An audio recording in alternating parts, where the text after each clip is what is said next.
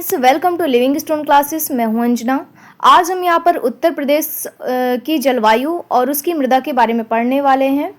और यहाँ पर हम उत्तर प्रदेश की स्थानीय जो मृदाएं हैं उनके बारे में भी हम यहाँ पर पढ़ेंगे। ये जो इस टाइप के जो नाम हैं अक्सर UP PCS, UP triple SC जैसी जो अन्य परीक्षाएं हैं उसमें भी पूछी जाती हैं। जैसे स्थानीय मृदाओं में अगर बात करूँ तो माड़ हो गया, काबर हो गया, परवा और राकड़, इस टाइप की मृदाओं के बारे में भी पूछता है अक्सर। तो यहाँ पे हम शुरू करते हैं और यहाँ पे मैंने पीवाईक्यू लिया हुआ है, यूपी स्पेशल से रिलेटेड है। तो यहाँ पे पहला क्वेश्चन ही है कि माड़ मृदा उत्तर प्रदेश के किस भाग में पाई जाती है। अब यहाँ पर हम बात करिए क्या है, एक स्थानीय मृदा का एक प्रकार है माड़ मृदा। और ये पहले हम इसके बारे में बात कर लेते हैं कि ये किस टाइप की होती है। तो यहाँ पे पहले मैं इसको जूम कर लेती हूँ। तो माड़ मृदा की अगर बात करें तो ये जमीन की जो सतह होती है ना उस पर सफ़ेद परत टाइप की दिखाई देती है, जैसे नमक की एक परत जमी हो इस टाइप से। और ये कैसी होती है, तो क्षारीय प्रकृति होती है, एल्कलाइन टाइप का होता है। और इसका जो पीएच मान होता है तो वो क्या होगा, ज़्यादा ही होगा। और ये गंगा यमुना का जो दोआब वाला कुछ हिस्सा है मतलब उन क्षेत्रों में ये पाई जाती है। और इसमें जो लवण जो होते हैं वो बहुत ज़्यादा होते हैं। और इस चीज़ को सुधारने के लिए ज़्यादातर जिप्सम वगैरह का प्रयोग करते हैं। उत्तर प्रदेश की किस भाग में पाई जाती है, तो माड़ मृदा उत्तर प्रदेश के किस भाग में पाई जाती है, तो यहाँ पे दक्षिणी उत्तर प्रदेश हो जाएगा, इसका सी ऑप्शन हो जाएगा। तो माड़ मृदा आमतौर पर उत्तर प्रदेश के दक्षिणी भाग में पाई जाती है। तो कहाँ पाई जाती है, दक्षिणी भाग में पाई जाती है, इसको याद रखिएगा। माड़ मृदा में सिलिका, लोहा, एल्यूमिनियम की प्रधानता होती है। वर्षा ऋतु में यह मृदा गोंद और माड़ के समान क्या हो जाती है, चिपचिपी हो जाती है, जिस कारण इस मृदा पर क्या होता है, कृषि कार्य करना दुर्लभ हो जाता है। और माड़ मिट्टी आमतौर पर उत्तर प्रदेश के किस भाग में पाई जाती है, दक्षिणी भाग में पाई जाती है। और मैंने ये भी बताया कि माड़ मृदा को और किस नाम से जानते हैं, तो ऊसर या रेह के नाम से भी इसको जानते हैं। अगला क्वेश्चन है कि उत्तर प्रदेश के किस जिले में सबसे अधिक वर्षा होती है। तो आप भी इस चीज को जानते होंगे कि इसका ऑप्शन क्या हो जाएगा, बी हो जाएगा, गोरखपुर। उत्तर प्रदेश के गोरखपुर जिले में सबसे अधिक वर्षा होती है। उत्तर प्रदेश के गोरखपुर जो जिला है उसमें औसतन 184.7 सेंटीमीटर वर्षा होती है। प्रदेश में सबसे कम वर्षा वाली अगर बात करें किस जिले में होती है, तो वो है मथुरा। तो इसको याद रखना है कि गोरखपुर जिले में सबसे अधिक वर्षा कहाँ होती, उत्तर प्रदेश के किस जिले में सबसे अधिक वर्षा होती है, तो वो है गोरखपुर। और सबसे कम वर्षा वाला जो जिला है वो है मथुरा। यहाँ पे कितनी होती है, तो 54.4 सेंटीमीटर के आसपास इसमें वर्षा होती है। अगला स्टेटमेंट वाला क्वेश्चन है कि उत्तर प्रदेश के मिर्जापुर, सोनभद्र जिलों में लाल मृदा, जो लाल मिट्टी है वो पाई जाती है। कथन 2, क्योंकि लाल मिट्टी में गेहूं, चना, दलहनी फसलें आदि उगाई जाती हैं। तो नीचे दिए गए कूट की सहायता से सही कथनों का क्या करना है, चयन करना है। तो यहाँ पे कथन 2 दिए गए हैं और इसमें बताना है कि केवल एक कथन सही है, केवल 2 कथन सही है या दोनों सही है, ऐसे बताना है हमको। तो यहाँ पे अगर मैं बात करूँ कि पहला वाला जो कथन है इसमें उत्तर प्रदेश के मिर्जापुर, सोनभद्र जिलों में लाल मिट्टी पाई जाती है। तो यहाँ पे ये दोनों कैसे हैं, पठारी जिले मतलब जो पठारी क्षेत्र है उसमें आते हैं मिर्जापुर और जो सोनभद्र जिला है, तो ये पठारी क्षेत्र में आते हैं। पठारी क्षेत्रों में आमतौर पर कौन कौन सी मृदाएं पाई जाती हैं, तो याद रखिएगा लाल मृदा और लैटेराइट मृदा, 2 प्रकार की मृदा पाई जाती हैं पठारी क्षेत्रों में।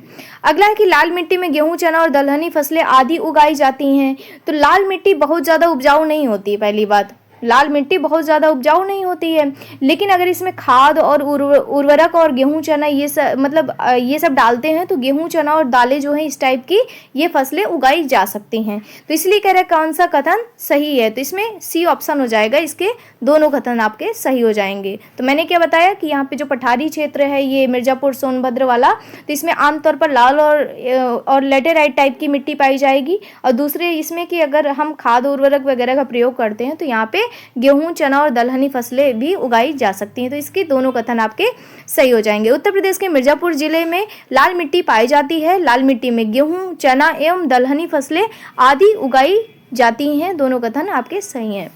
जल प्लावित नदी के किनारे पाई जाने वाली मिट्टी को उत्तर प्रदेश में किस नाम से जाना जाता है, तो आप लोग इसका आंसर दीजिए।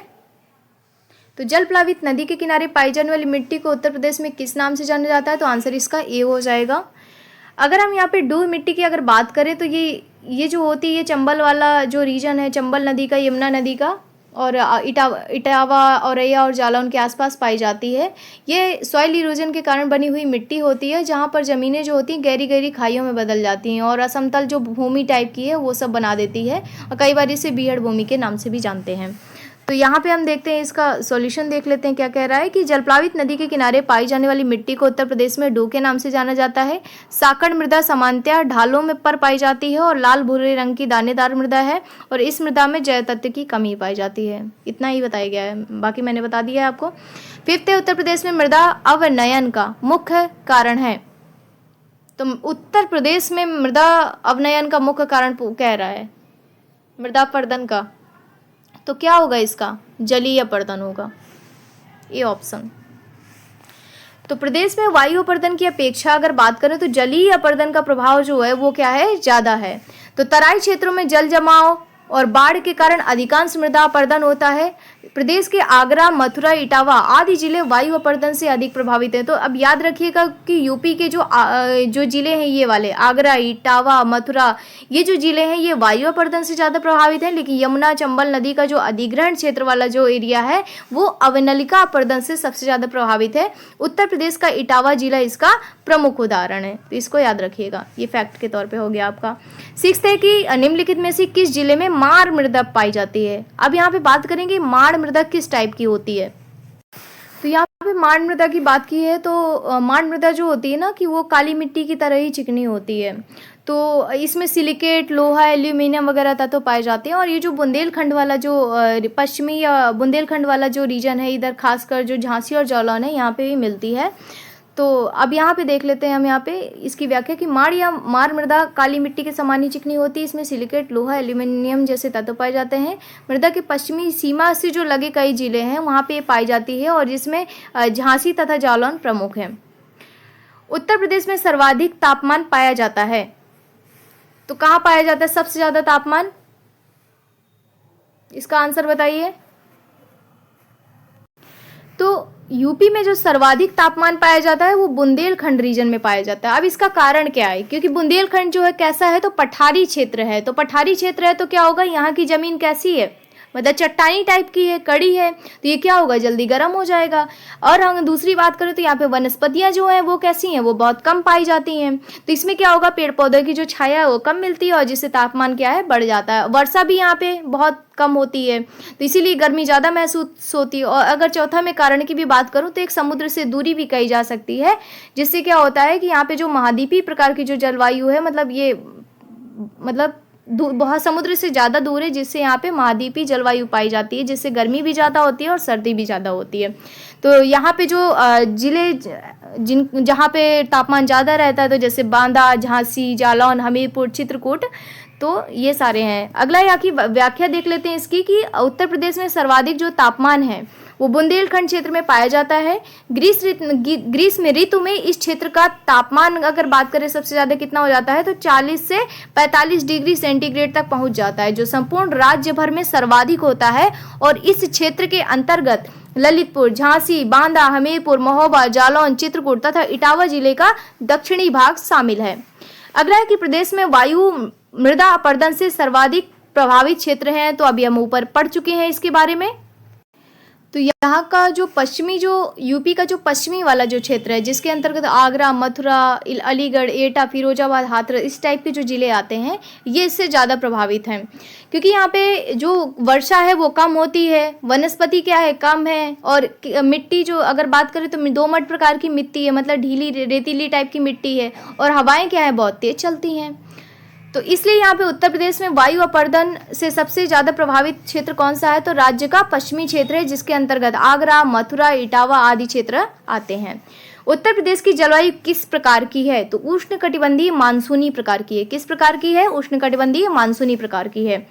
उत्तर प्रदेश की जलवायु उष्णकटिबंधीय मानसूनी प्रकार की है। जलवायु कारकों के आधार पर राज्य की जलवायु को आर्द्र एवं उष्ण प्रदेश तथा साधारण आर्द्र एवं उष्ण प्रदेशों में बांटा जाता है। अब यहाँ पे जो एक शब्द आया हुआ है कि जलवायु उष्ण कटिबंधीय मानसूनी प्रकार की, तो पहले इसको समझ लेते हैं। मतलब उष्ण कटिबंधीय क्यों? तो उष्ण कटिबंधीय का मतलब ये हुआ कि उत्तर प्रदेश जो है वो किसके पास स्थित है? तो कर्क रेखा के पास स्थित है। मतलब लगभग अगर बात करें तो 23 से 31 डिग्री उत्तरी अक्षांश के बीच आता है इसकी लोकेशन की अगर बात करें तो। इस कारण यहाँ पे क्या होती है? गर्मी अधिक पड़ती है। और ग्रीष्म ऋतु में जो अगर गर्मियों में इसका जो तापमान लगभग 45 डिग्री सेंटीग्रेड तक पहुँच जाता है। इसीलिए इसको किस किस उसमें रखा गया है, तो इसको उष्ण क्षेत्र में रखा जाता है। अब दूसरा है मानसूनी। तो मानसूनी का मतलब ये हुआ कि यहाँ पे जो वर्षा का मुख्य स्रोत क्या है, तो दक्षिण पश्चिम मानसून है। लगभग जो 85 से जो 90% जो वर्षा है जून से सितंबर के बीच होती है, मतलब वर्षा जो है मौसमी हवाओं पर निर्भर होती है। तो इसको इसीलिए इसको मानसूनी जलवायु का कह दिया गया है। तो उत्तर प्रदेश से जो समुद्र की दूरी होते हुए भी ये उष्ण अक्षांश में स्थित है, वर्षा मानसून से होती है, इसीलिए इसे उष्णकटिबंधीय मानसूनी जलवायु कहा गया है। इसको याद रखिएगा। और जलवायु कारकों के आधार पर राज्य की जलवायु को मतलब इस प्रकार से इसको बांटा गया है, तो इसको याद रखना है आपको। अगला है, उत्तर प्रदेश में वर्षा मुख्यतः किस मानसून से होती है? तो जो दक्षिण पश्चिम मानसून जो अभी मैंने बताया अभी आपको, तो ये कहाँ से होते हुए आता है? अरब सागर की शाखा और बंगाल की खाड़ी से होते हुए इधर ये आती है। तो मतलब वैसे अगर बात करें उत्तर प्रदेश पे, तो अरब की जो शाखा और बंगाल की खाड़ी की शाखा दोनों का इफेक्ट पड़ता है यहाँ पे। लेकिन बंगाल की जो खाड़ी की जो शाखा है इसका प्रभाव ज़्यादा पड़ता है, तो इसीलिए इसको बंगाल की खाड़ी की शाखा कहा गया। उत्तर प्रदेश में वर्षा मुख्यतः दक्षिण पश्चिम मानसून की बंगाल की खाड़ी शाखा से होती है। क्या कहा गया? मुख्यतः दक्षिण पश्चिम मानसून की बंगाल की खाड़ी शाखा से होती है। उत्तर प्रदेश में वर्षा ऋतु की शुरुआत जून के मध्य में होती है और अक्टूबर तक रहती है। सर्वाधिक वर्षा जुलाई और अगस्त महीने में होती है। उत्तर प्रदेश राज्य में लाल मृदा का क्षेत्र है। अब यहाँ पे लाल मृदा की बात की है, तो लाल मृदा जो है ज़्यादातर बुंदेलखंड और जो दक्षिणी यूपी वाला जो रीजन है वहाँ पे ज़्यादातर पाई जाती है। और ये इसमें जो मिट्टी का रंग होता है वो लाल होती है। और लाल रंग होने का कारण क्या है? तो लौ ऑक्साइड है, मतलब क्या है उसको बोलते हैं? Iron oxide. और ये जो है प्रायः जो प्राचीन जो चट्टानें हैं जैसे आग्नेय और जो कठोर शैलें हैं इस टाइप के, मतलब इन सब के अपक्षय से बनती है। तो कहाँ कहाँ पे पाई जाती है? तो जैसे बुंदेलखंड रीजन में झांसी, जालौन, ललितपुर, चित्रकूट, हमीरपुर, बांदा, ये सारे रीजन है। और मिर्जापुर और सोनभद्र का जो दक्षिण पूर्वी भाग है यहाँ पे ये लाल मृदा पाई जाती है। मतलब कह सकते हैं कि दक्षिण और पठारी क्षेत्र में ज़्यादा पाई जाती है। अब इसकी जो अगर विशेषताओं की बात करें तो ये हल्की से मतलब थोड़ा हल्की टाइप की होती है। और जल धारण जो क्षमता होती है ना इसकी बहुत ज़्यादा अच्छी नहीं होती। ह्यूमस भी इसमें कम होता है। उर्वरता भी लगभग ठीक ठाक होती है, बहुत ज़्यादा नहीं कह सकते, बहुत कम भी नहीं कह सकते। अब इसमें कौन कौन सी फसलें उगाई जाती है तो ये भी थोड़ा सा देख लेते हैं। तो इसमें आपका जैसे अगर ठीक ठाक खाद दी जाती है तो इसमें गेहूँ, चना, अरहर और मोटे अनाज टाइप इसमें फसलें पैदा की जा सकती हैं। और अगर एग्जाम में पूछेगा तो क्या पूछ सकते हैं कि लाल रंग किस कारण से होता है, तो आप बता दीजिएगा लौ ऑक्साइड। और किस क्षेत्र में? तो बुंदेलखंड और जो मिर्जापुर सोनभद्र वाला रीजन इधर, और ये कम उपजाऊ होती है। बस इतना जरूरी है। और आगे हम इसकी व्याख्या पढ़ लेते हैं। उत्तर प्रदेश राज्य में लाल मृदा मुख्य रूप से मिर्जापुर, सोनभद्र और दक्षिणी प्रयागराज, मेजा व करछना जिला जो है इसके शामिल है, झांसी, चंदौली आदि जिलों में पाई जाती है। इस मृदा का निर्माण बालूमय लाल बिंद शैलों के टूटने फूटने से हुआ है। इसमें लौह तत्व की अधिकता के कारण इसका रंग कैसा होता है? लाल होता है। इस मृदा में नाइट्रोजन, फास्फोरस, चूना व जीवाश्म का अभाव होता है। तो याद रखिएगा इसमें क्या क्या नहीं पाया जाता है। तो नाइट्रोजन, फास्फोरस, चूना तथा जीवाश्म का क्या होता है? अभाव होता है। मतलब ये चीज़ें बहुत कम मात्रा में या नहीं पाई जाती हैं एक तरीके से। और इस मृदा में गेहूं, दलहन और तिलहन की क्या फसलें इसमें उगाई जाती हैं। अब यहाँ पे 12वां है प्रश्न कि उत्तर प्रदेश में अवनलिका अपरदन से सर्वाधिक प्रभावित जनपद कौन सा है? तो देखिए अभी हमने ऊपर भी पढ़ा था, तो इसमें क्या हो जाएगा आपका? इटावा जो जिला है वो किससे प्रभावित है? अवनलिका अपरदन से बहुत ज्यादा प्रभावित है। उत्तर प्रदेश में अवनलिका अपरदन से सर्वाधिक प्रभावित जिला कौन सा है? तो इटावा। उल्लेखनीय है कि उत्तर प्रदेश में यमुना तथा चंबल नदी का जल ग्रहण क्षेत्र अवनलिका अपरदन से सर्वाधिक प्रभावित है। तो आप इसको मैप में जाके देखिएगा कि यमुना और चंबल नदी के किनारे कौन कौन से यूपी के जिले आते हैं, और उनको थोड़ा सा आप देख लीजिएगा। अगला प्रश्न है हमारा 13। तो उत्तर प्रदेश के मौसम से संबंधित निम्नलिखित कथनों पर क्या करना है? विचार करना है। ग्रीष्म ऋतु में राज्य का दक्षिणी भाग का तापमान सर्वाधिक रहता है। और दूसरा इसमें है कि उत्तर प्रदेश में पूर्व से जब हम पश्चिम की ओर बढ़ते हैं तो वर्षा की मात्रा कम होती जाती है। अब इसमें कह रहा है कि कौन सा कथन सत्य है, ये बताना है। तो जब ग्रीष्म ऋतु में राज्य का जो दक्षिणी भाग है उसका तापमान सर्वाधिक रहता है, तो मतलब इसका मतलब ये है कि उत्तर प्रदेश का जो दक्षिणी हिस्सा है वो कैसा है, बुंदेलखंड क्षेत्र एक तरीके से, जिसमें झांसी, बांदा, चित्रकूट ये सारे जिले आते हैं। वो किस टाइप का, तो चट्टानी और पठारी क्षेत्र है। यहाँ पे पेड़ पौधे मैंने बताया था कम होते हैं, जमीन कैसी, पथरीली, और नदियाँ बहुत कम है, इसलिए यहाँ गर्मियों में जो तापमान है वो कैसा होगा, बहुत ज़्यादा बढ़ जाता है। तो इसलिए क्या हो गया, कथन आपका पहला वाला सही हो गया। तो पहला वाला तो ठीक है, सही है। अब दूसरे की अगर हम बात कर लेते हैं, तो उत्तर प्रदेश में पूर्व से पश्चिम की ओर जब हम बढ़ते हैं तो वर्षा की मात्रा क्या हो जाती है, कम होती जाती है। ये भी सही है। मतलब ये कि मानसूनी जो हवाएं हैं वो कहाँ से जाती हैं, तो ये मानसूनी जो हवाएं हैं, ये अगर मतलब मानसूनी जो हवाएं हैं आपकी, तो ये बंगाल की खाड़ी से होते हुए कहाँ जाती हैं, ये पूर्वी उत्तर प्रदेश जैसे गोरखपुर, बलिया, इन सब में क्या करती हैं, ज़्यादा वर्षा कराती हैं। और जैसे जैसे ये हवाएं पश्चिम की ओर जैसे आगरा, मेरठ की तरफ बढ़ती हैं तो उनकी जो नमी होती है वो क्या हो जाती है, कम हो जाती है। इसलिए पश्चिमी उत्तर प्रदेश में जो वर्षा होती है वो क्या होती है, बहुत कम होती है। तो मतलब ये हुआ कि उत्तर प्रदेश की जलवायु में मतलब क्षेत्रीय जो अंतर है वो मतलब एकदम स्पष्ट दिखाई देता है। दक्षिण में तापमान और पूर्व से पश्चिम की ओर जो वर्षा है वो उसमें कमी आती है। मतलब दक्षिण में तापमान क्या होता है, अधिक होता है, और पूर्व से जब हम पश्चिम की ओर जाते हैं तो वर्षा में कमी आती है। तो ये दोनों आपके स्टेटमेंट सही हो गए। उत्तर प्रदेश राज्य का दक्षिणी भाग पहाड़ी व पठारी क्षेत्र होने के कारण ग्रीष्म ऋतु में सर्वाधिक तापमान वाला क्षेत्र बन जाता है। इसके अंतर्गत ललितपुर, झांसी, बांदा, हमीरपुर, महोबा, जालौन, चित्रकूट तथा इटावा के क्षेत्र शामिल है। वहीं वर्षा के संदर्भ में देखें तो राज्य में मानसून के समय वर्षा की मात्रा पूर्व से पश्चिम की ओर की तरफ बढ़ने पर क्या होती है, कम होती जाती है। जलवायु के संबंध में निम्नलिखित कथनों पर विचार कीजिए। शीत ऋतु में राज्य के तापमान में उत्तर से दक्षिण की ओर बढ़ोतरी होती है। दूसरा है कि राज्य के पर्वतीय तथा पश्चिमी मैदानी भागों का जो तापमान शीत ऋतु में सबसे कम होता है। अब इन दोनों में बताना है कि कौन सा कथन सत्य है, हमको ये बताना है। तो अगर हम पहले वाले स्टेटमेंट की यहाँ पे बात करें कि शीत ऋतु में राज्य के तापमान में उत्तर से दक्षिण की ओर बढ़ोतरी होती है, तो सही है। अब वो कैसे, तो कहने का मतलब है कि शीत ऋतु में जैसे जैसे हम उत्तर प्रदेश का जो उत्तरी भाग कौन सा हुआ, तराई वाला जो रीजन है, जो हिमालय के पास वाला जो क्षेत्र है, वहां से अगर हम दक्षिण का मतलब हुआ पठारी भाग, जैसे ये झांसी, ललितपुर वाला जो रीजन है, तो जब हम उत्तरी भाग से मतलब तराई वाले रीजन से नीचे जब आते हैं, हम दक्षिण की ओर आते हैं, उसके पठारी भाग साइड या झांसी, ललितपुर साइड आते हैं, तो तापमान में बढ़ोतरी होती जाती है। सही है, इसका मतलब बढ़ोतरी होती जाती है। इसका मुख्य कारण क्या है कि उत्तर में जो हिमालय की जो ठंडी हवाएं हैं उसका क्या रहता है, प्रभाव ज़्यादा रहता है। लेकिन अगर बात करें दक्षिणी पठारी भाग की, तो उसकी अपेक्षा सर्दियों में क्या रहता है, अपेक्षाकृत वो गर्म रहता है। तो इसलिए पहला वाला ऑप्शन तो आपका सही हो गया।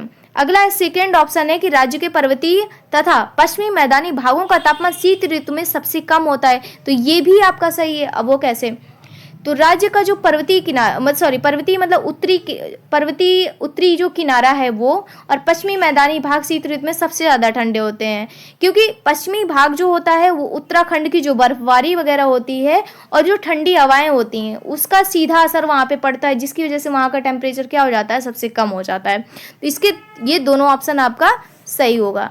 अगला है कि उत्तर प्रदेश राज्य में शीत ऋतु का प्रारंभ कब से कब तक, नवंबर महीने से होता है। मतलब शीत ऋतु का प्रारंभ कब से हो जाता है, नवंबर महीने में हो जाता है। यह लगभग फरवरी तक रहता है, जिसमें जनवरी का महीना सबसे ठंडा, और इस दौरान उत्तर से जब दक्षिण की ओर तापमान में बढ़ोतरी होती है, और साथ ही इस दौरान राज्य के पर्वतीय तथा पश्चिमी भागों में सबसे कम तापमान देखने को मिलता है। बाकी चीज़ें मैंने समझा दी हैं आपको। उत्तर प्रदेश राज्य में सर्वाधिक मात्रा में पाई जाने वाली मृदा है, तो कौन सी मृदा सबसे ज़्यादा पाई जाती है यूपी में, तो जलोढ़ मृदा है। कौन सी, जलोढ़ मृदा। तो भारत के उत्तर के विशाल मैदान क्षेत्र का सर्वाधिक विस्तार उत्तर प्रदेश राज्य के गंगा तथा यमुना दोआब में है। तो भारत में उत्तर के विशाल मैदान क्षेत्र का जो सबसे ज़्यादा विस्तार कहाँ पे है, तो उत्तर प्रदेश का जो गंगा यमुना दोआब है वहाँ पर है। और इस मैदानी क्षेत्र में सर्वाधिक मात्रा में कौन सी मृदा पाई जाएगी, तो जलोढ़ मृदा पाई जाएगी। तो गंगा यमुना दोआब में कौन सी ज़्यादा मृदा पाई जाएगी एक तरीके से, तो जलोढ़ मृदा पाई जाएगी। और यूपी में सबसे ज़्यादा मृदा कौन सी पाई जाती है, तो जलोढ़ मृदा पाई जाती है। अब जलोढ़ मृदा की बात हुई है तो कुछ चीज़ें और बात कर लेते हैं। अगर पूछेगा कि ये कहाँ मिलती है जलोढ़ मृदा, तो अभी अब मैंने बात किया कि गंगा यमुना दोआब क्षेत्र में मिलती है। पूर्वी व पश्चिमी उत्तर प्रदेश अगर ऑप्शन में आता है तो वो भी सही हो जाएगा। मतलब जलोढ़ मृदा जो होती है जो ज़्यादातर नदियों के किनारे पाई जाती है। और प्रकार अगर इसके कितने प्रकार होते हैं तो 2 प्रकार होते हैं, एक खादर और एक बांगर। तो जो खादर होती है वो नई जलोढ़क मृदा होती है, मतलब उपजाऊ मृदा होती है, बाढ़ क्षेत्र में पाई जाती है। और जो बांगर होती है वो पुरानी जलोढ़ मृदा होती है। और ये जो इसकी जो ये जो जलोढ़ मृदा होती है ये बहुत उपजाऊ होती है, जैसे गेहूँ, धान, गन्ना, दालें, इन सब के लिए बहुत उपयुक्त होती है। और इसकी प्रकृति कैसी होती है, दोमट प्रकृति की होती है। तो ये इसके फैक्ट थे, तो इसको भी आप याद रखिएगा। तो ये वाला जो टॉपिक था हमारा जलवायु और मृदा, उत्तर प्रदेश की जो जलवायु और मृदा वाला जो टॉपिक था वो कंप्लीट हुआ। और आप लोगों को वीडियो कैसा लगा इसके लिए मुझे कमेंट बॉक्स में ज़रूर बताएं। और मिलते हैं अगली वीडियो में अगले टॉपिक के साथ। Thank you. जय हिंद, जय भारत।